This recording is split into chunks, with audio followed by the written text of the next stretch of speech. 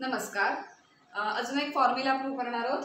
Integration of e raised to x into bracket fx plus f dash x dx is equal to e raised to x fx plus c.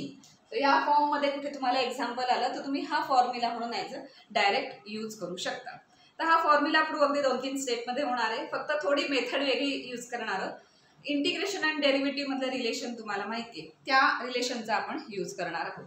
So आपण RHS consider करणार आहोत आणि त्याचं derivative घेऊन नंतर मग त्याचा integration मध्ये हे आन्सर येते का आपण चेक करणार. So first consider RHS. RHS म्हणजे कम्प्लीट RHS नाही, तर हे फंक्शन फक्त कन्सिडर करायचं. e raised to x fx. Consider एक फंक्शन आहे e raised to x fx is equal to some t. कुठल्या तरी त्याला t हे आहे फंक्शन असं आपण म्हणूया. सपोज आता दोन्ही बाजूला डेरिव्हेटिव्ह घेतला, differentiating on both side. Differentiating on both sides with respect to x. हे महत्त्वाचं, with respect to x. Left आणि राईट जे घ्याल ते एकाच ह्याचं व्हेरिएबलचं घ्यायला लागतं. सो विथ रिस्पेक्ट टू एक्सच आपण दोन्ही साईडला डेरिव्हेटिव्ह कन्सिडर करणार. विथ रिस्पेक्ट टू एक्स आहे त्यामुळे डायरेक्ट त्याचा यू इंटू ही रूल आपण डेरिव्हेटिव्हचा अप्लाय करू शकतो. So you into he rule प्रमाणे e raised to x fx derivative काय असणार आहे, first e raised to x into derivative of second means f dash x. आता इथे फंक्शन काय आहे, x स्क्वेअर आहे, साइन x आहे, काय माहिती नाही म्हणून in general. So f dash x first into derivative of second plus second fx into derivative of first e raised to x derivative e raised to x is equal to with respect to t आहे त्यामुळे vanish नाही होणार, 1 नाही होणार याचं derivative. याचं derivative काय होणार, dt बाय dx. बिकॉज हे व्हेरिएबल डिफरंट आहे, हे डिफरंट आहे त्यामुळे dt बाय dx. जसं dy बाय dx राहतं ना तसं dt by dx. Because derivative with respect to x आहे, याचं डायरेक्ट आलं बिकॉज लेफ्ट साईडची सगळी व्हेरिएबल्स x मधली आहेत. सो डायरेक्ट डेरिव्हेटिव्ह आणि याचं तसंच राहतं dt बाय dx. या dx ला आपण इकडे शिफ्ट करूया. दॅट इम्प्लाइज आता ह्या दोन टर्म मध्ये काही कॉमन दिसतंय का, आता e raised to x common दिसतंय. So e raised to x आपण कॉमन घेऊया. Uncommon is f dash x plus fx into हा d raised to x sorry dx इकडे आला which is equal to dt. आता इंटिग्रेटिंग ऑन बोथ साइड, जर integration या दोन्ही साइडचं घेतलं तर काय होतं बघूया. दॅट इम्प्लाइज आता विथ रिस्पेक्ट टू t घेऊया त्यामुळे हे इंटिग्रेशन तर सॉल्व्ह करता येणार नाही, याचं इंटिग्रेशन साइन तसंच राहील, पण ह्या इंटिग्रेशनचा आन्सर आपल्याला काढता येऊ शकतो. So integrating on both side.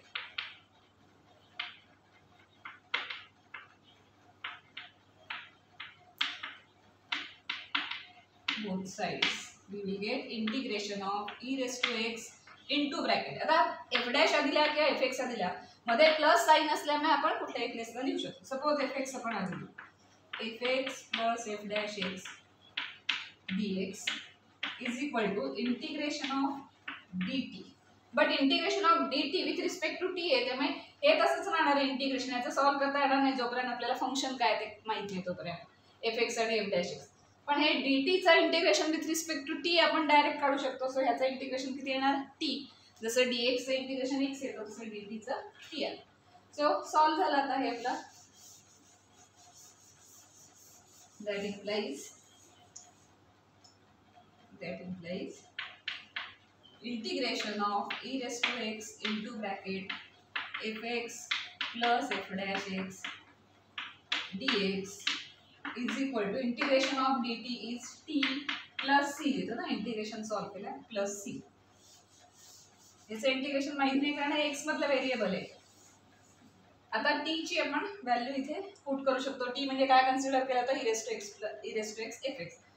That implies integration of e raised to x into fx plus f dash x dx is equal to this e raised to x fx plus c.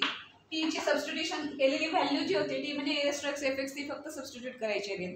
So हे आपल्याला answer मिळालं. That is हा formula झालाय. हा formula आता तुम्ही लक्षात ठेवा आणि कुठलाही एखादा एक्झाम्पल सॉल्व्ह करताना आपण अप्लाय करू शकतो. आपण एखादा एक्झाम्पल सॉल्व्ह करून हा फॉर्म्युला अप्लाय करून घेऊ.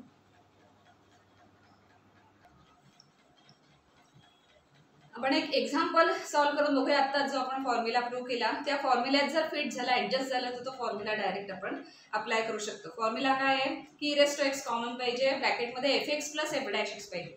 सो इथे आता डायरेक्ट तरी fx प्लस f'(x) दिसत नाही, e⁻x काहीतरी e⁻समथिंग काहीतरी कॉमन दिसतंय. पण आपण सबस्टिट्यूशन करून आधी काही सिम्प्लिफाय होतंय का चेक करूया आणि मग त्यानंतर त्या फॉर्म्युल्यात ऍडजस्ट झालं तर बघूया. काही वेळेला डायरेक्ट येतं की e⁻x आणि ब्रॅकेट दिले tan x प्लस x²x, मग ते fx प्लस f'(x) होईल आणि मग तुम्ही डायरेक्ट एका स्टेपमध्ये त्याचं फॉर्म्युला अप्लाय करून आन्सर लिहू शकता. आता इथे फॉर्म्युला अप्लाय करता येईल की नाही बघू, पण आधी आपल्याला इथे तरी e⁻समथिंग हे दिसतंय, बट fx प्लस f'(x) असं इथे डायरेक्ट कुठे ऍडजस्ट होत नाहीये. त्यामुळे आधी आपण काय करणार आहोत, थोडी सबस्टिट्यूशन करूया. सबस्टिट्यूशन कशाला करायची, तर फॉर्म्युलामध्ये e⁻x म्हणजे सपोज e⁻x और e⁻t, e⁻θ वगैरे अशा टाईपची व्हेरिएबल्स आली तर आपल्याला फॉर्म्युला अप्लाय करता येणार. सो आपण e⁻t, आता हे x व्हेरिएबल आहे त्यामुळे वेगळं व्हेरिएबल घेऊया. सपोज t आपण कन्सिडर केलं तर साइन इनवर्स x ला जर t आपण कन्सिडर केलं तर e⁻t होईल आणि मग ब्रॅकेट मधल्या ज्या गोष्टी आहेत त्या ऍडजस्ट होत आहेत का बघायचं. आता जेव्हा सबस्टिट्यूशन करतो तेव्हा dx मॅनिश होणार आहे आणि dt येणार आहे. सो dx जेव्हा व्हॅनिश होईल तेव्हा त्याच्याबरोबर त्याचं डेरिव्हेटिव्ह पण येणार आहे, म्हणजे जी सबस्टिट्यूशन आहे त्याचं डेरिव्हेटिव्ह ते तिथे प्रेझेंट आहे का आधी बघायचं, तर त्या सबस्टिट्यूशनचा उपयोग होणार आहे. सो आपण एक बघूया, साइन इनवर्स x चा डेरिव्हेटिव्ह आहे 1/√1 - x². सो हे दिसतंय, हे सगळं ही टर्म ह्याच्या मल्टिप्लिकेशन मध्ये, हा न्यूमरेटर सगळा एक घेतला आणि हा डिनॉमिनेटर, हे सगळं मल्टिप्लिकेशन मध्ये, या दोन टर्मची ऍडिशन हा न्यूमरेटर आहे फक्त एवढं. सो ही मल्टिप्लिकेशनची टर्म आहे ती थोडी सेपरेट आपण इथे लिहू शकतो. सो 1/√1 - x² पण ऍडजस्ट होते. सो या सगळ्या टर्म्स ऍडजस्ट होतील आणि ती सबस्टिट्यूशन पॉसिबल आहे. सो ती सबस्टिट्यूशन करूया. फक्त आता लिहिताना आपण थोडं हे स्क्वेअर रूट थोडं इथे सेपरेट लिहूया. e⁻sin इनवर्स x सेपरेट, कारण ह्याला हे मल्टिप्लिकेशन मध्ये त्यामुळे सेपरेट लिहिता पॉसिबल आहे. आणि ब्रॅकेटमध्ये आपण हा न्यूमरेटर लिहू x plus √1 - x² into 1/√1 - x² dx. इथे कुठेही आपण व्हॅल्यू चेंज केली नाही, फक्त आपण सेपरेट काढून घेतलंय बिकॉज आपल्याला ही जर सबस्टिट्यूशन करायची असेल तर dx मध्ये तो डेरिव्हेटिव्ह पण येतं ना, ते डेरिव्हेटिव्ह सगळे ॲब्सॉर्ब होऊन dt मध्ये कन्व्हर्ट होणार आहे. ते आहे का आधी अवेलेबल ते बघायला लागतं, ते असेल तरच सबस्टिट्यूशन पॉसिबल असतं. सो इथे दिसतंय ह्याला जर t म्हटलं तर हे सगळं आपलं dt मध्ये कन्व्हर्ट होईल. सो आधी पहिली सबस्टिट्यूशन करूया. सो आन्सर लिहिताना put sine inverse x is equal to t, तर त्याचं डेरिव्हेटिव्ह काय होईल, that implies 1/√1 - x² dx is equal to dt. So या टर्मसाठी dt, साइन इनवर्स x साठी t, असं आपण सगळीकडे इथे आता सबस्टिट्यूशन इथे करणार आहोत. अर्थात काही ठिकाणी x अशा सिंगल टर्म्स आहेत, तर त्याचं काय होणार आहे ते बघायला हवं. तर sine inverse x is equal to t म्हणतो तेव्हा x इज इक्वल टू काय साइन ते येतं तेही चेक करायला हवं. सो x आणायचं असेल तर साइन ऑपरेट करायला लागेल दोन्ही बाजूला, that implies x is equal to sine t. x आहे तिथे साइन t प्लेस करायचं, साइन इनवर्स आहे तिथे t, आणि या सगळ्यासाठी dt रिप्लेस करून इंटिग्रेशन रिराईट करूया. Therefore I becomes integral, हे I आहे I is equal to this. I is equal to integration of, आता t मधलं इंटिग्रेशन आहे e⁻t into bracket x is equal to sin t, so here sin t plus √1 - x² है ना, sin² t bracket complete, and for this 1/√, into dx सगळ्यासाठी काय येणार, dt येणार. आता अजूनही fx f'(x) असं दिसत नाही, पण 1 - sin² मीन्स cos² t आणि त्याचा स्क्वेअर रूट घेतलं की होणार cos t. So that implies integration of e⁻t sin t plus √cos² t. त्याचा आयडेंटिटी यूज करायची, कारण डायरेक्ट अजून fx प्लस f'(x) सारखं दिसत नाही, त्यासाठी आपण आयडेंटिटी यूज केली. That implies e⁻t into sin t plus cos t. आता आपण जर ऑब्झर्व केलं तर e⁻t हे बाहेर आहे, हे जे व्हेरिएबल आहे तेच इथे लागतं, जसं त्या तसं इथे 2t असेल तर इथे पण 2t पाहिजे असं. सो e⁻t sin t म्हणजे fx प्लस f'(x) असं दिसतंय. आता एफ एक्स याला म्हणायचं त्याला म्हणायचं ते आता साईन वरून असं ठरवायचं, कारण साईनचं डेरिव्हेटिव्ह कॉस आहे, कॉसचं डेरिव्हेटिव्ह मायनस साईन आहे, पण इथे मायनस साईन दिसत नाही, सो याला एफ एक्स म्हणून चालणार नाही, तेही केअरफुली बघा, कारण कॉसचा साईन आणि साईनचं कॉस आहे बरोबर आहे, पण साईन पण महत्वाचं आहे. सो साईनला एफ एक्स म्हणायला लागेल, कॉसला एफ डॅश एक्स, बिकॉज हे बरोबर ऍडजस्ट होतं, हे साईन एफ एक्स असेल देन प्लस कॉस एक्स आहे ना, so plus cos x adjust, तर त्या फॉर्म्युल्यामध्ये फिट होत आहे. सो याचा आन्सर काय लिहू शकतो आपण त्या फॉर्म्युल्याप्रमाणे e raise to t into f x plus c. आता तो फॉर्म्युल्याप्रमाणे आपण दिले, आता इथे काय येते एफ एक्स एफ टी,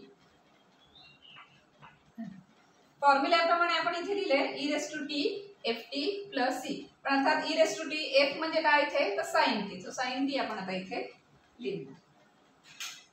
झालं, आन्सर आलेला आहे, फक्त आता ते टी आणि मग टी मधनं एक्स मध्ये कन्वर्ट करायचं वगैरे एवढंच राहील.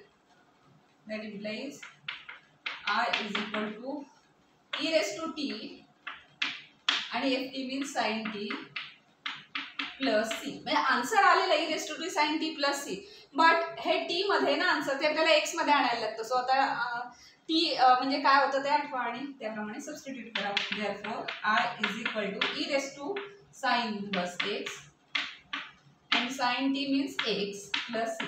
लिहिताना शक्यतो आपण अल्जेब्राइक आधी लिहितो, एक्सपोनेन्शियल नंतर लिहितो. Therefore I is equal to x e raise to sine inverse x plus c. So this is your final answer. एकदम सिंपल आहे. हा जो आता फॉर्म्युला आपण प्रूव्ह केलाय त्या फॉर्म्युल्यात जर एखादा एक्झाम्पल फिट होत असेल, एखादा एक्झाम्पल ऍडजस्ट होत असेल तर आन्सर काढणं एकदम सिंपल आहे. काही वेळेला डायरेक्ट दिसत नाही ई रेस टू एक्स आणि ब्रॅकेटमध्ये एफ एक्स एफ डॅश वगैरे, पण थोडीशी ऍडजस्ट जशी आता आपण इथे केली, आधी सबस्टिट्यूशन केली नंतर आयडेंटिटी यूज केली, तर थोड्याशा ऍडजस्टमेंट केल्या की त्या फॉर्म्युल्यामध्ये फिट होतं आणि मग तुम्ही हा फॉर्म्युला इथे डायरेक्ट अप्लाय करू शकता.